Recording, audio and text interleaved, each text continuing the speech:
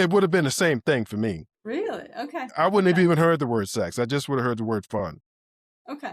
And so that's kind of like, but then the other thing that was true about that period that sort of is interesting in contrast to what you were saying about, people in their 20s having a lot of anxiety today. And I've Mhm. met other people who were in high school at around the same time that I was in high school. I did not think about my life beyond the age of 30.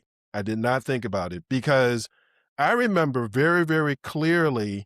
how the AIDS epidemic, the way it kind of filtered down to my high school world was it was Mhm. this disease that you get, nobody knows how you get it, but it has Mhm. something to do with sex.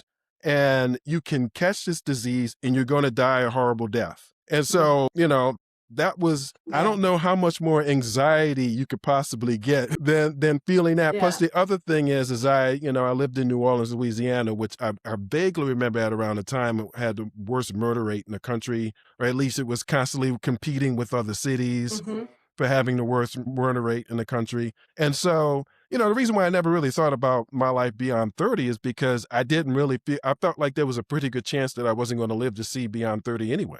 Wow. And then on top of that, there Mhm. was this feeling that life was, 20 something. Like the whole thing of being young and partying Mhm. and, creating, either like being a music artist or writing books or making films or whatever it is, that's life. And then if you live beyond that, then I guess you have to deal with whatever that is, which is basically adulthood.